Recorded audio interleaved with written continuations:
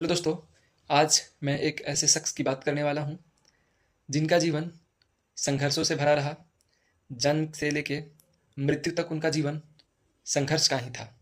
जब वह काफ़ी छोटे थे उस समय उनके पिताजी यानी 4 साल की उम्र में उनके पिताजी का देहांत हुआ, जो कि एक पादरी थे और वह भी धर्मशास्त्र की शिक्षा ले रहे थे और बाद में पादरी ही उनको बनना था।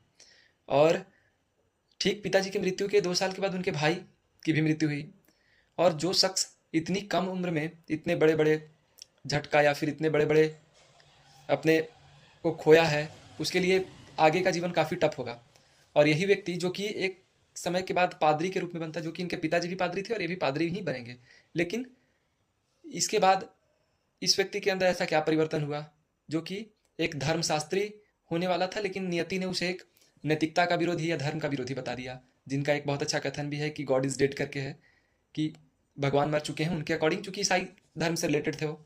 और उनसे एक बहुत ही प्यारा प्रश्न पूछा जाता है, आमोर फाती। आमोर फाती शब्द का यूज किया जाता है, जनरली पूछ लिया जाएगा इसलिए याद रखिएगा। आमोर फाती शब्द का मतलब होता है कि फ्रेडरिक नीत्शे, जो कि जिनका जीवन पूरा का पूरा संघर्ष भरा रहा।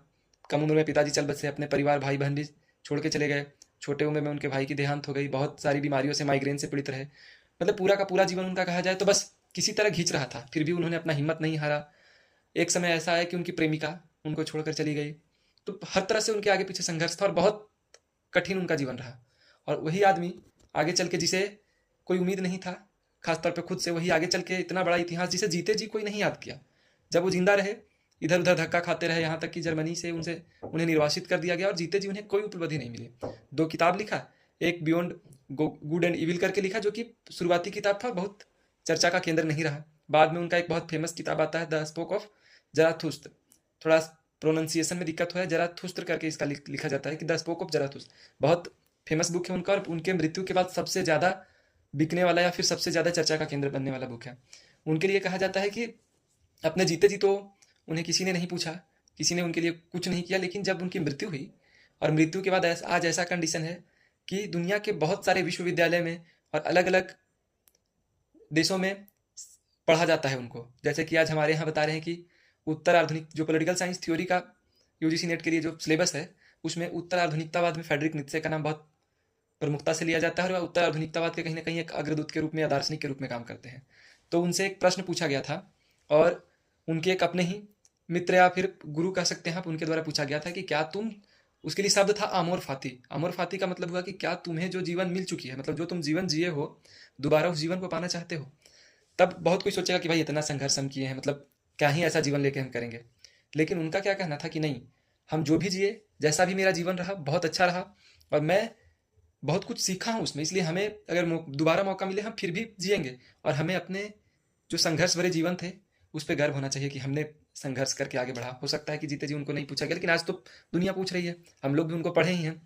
लेकिन उस आदमी का बहुत अच्छा था कि भले मेरा जीवन जो भी संघर्ष भरा रहा हो, लेकिन मुझे अगर दोबारा मौका मिले तो मैं ऐसा जीवन चाहूंगा और मुझे गर्व होता है ऐसे जीवन पे। तो कुल मिला के इनसे एक सीख भी मिलती है कि हम कुछ ऐसा काम करते हैं जिसमें हो सकता है कि हमें थोड़ी लेट हो। हम तो ऐसा नहीं कहेंगे कि मृत्यु के बाद हम लोग को कुछ ऐसा मिले, लेकिन कुल मिला के कहने का मतलब है कि थोड़ा लेट हो सकता है लेकिन हिम्मत नहीं हारना है।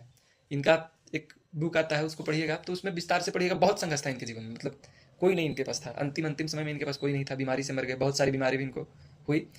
इवन इनके पास अपना कहने के लिए कोई नहीं था, फिर भी ये आदमी, आज देखिए हम लोग पढ़ रहे हैं इनको तो कुछ तो बात रही होगी ना। और इन्हें सबसे बड़ा नैतिकता का विरोधी कहा जाता है, नैतिकता को थोड़ा भी नहीं मानते थे। तो यह फ्रेडरिक नीत्शे की हम लोग बात कर रहे थे, जिन्हें नैतिकता का दुश्मन या नैतिकता का विरोधी कहा जाता है। इनका 2 बुक था, बियॉन्ड गुड एंड इविल करके, और दूसरा द स्पोक ऑफ जेराथुस्त्र करके इनका एक बुक आया था, जो कि बहुत फेमस हुआ बाद में। तो ऐसे ही और भी बहुत सारे विचारकों को मैं लेके आऊँगा। अभी बस थोड़ा सा परिचय था फ्रेडरिक नीत्शे का, विस्तार से इनके बारे में बात करेंगे। फिलहाल के लिए धन्यवाद।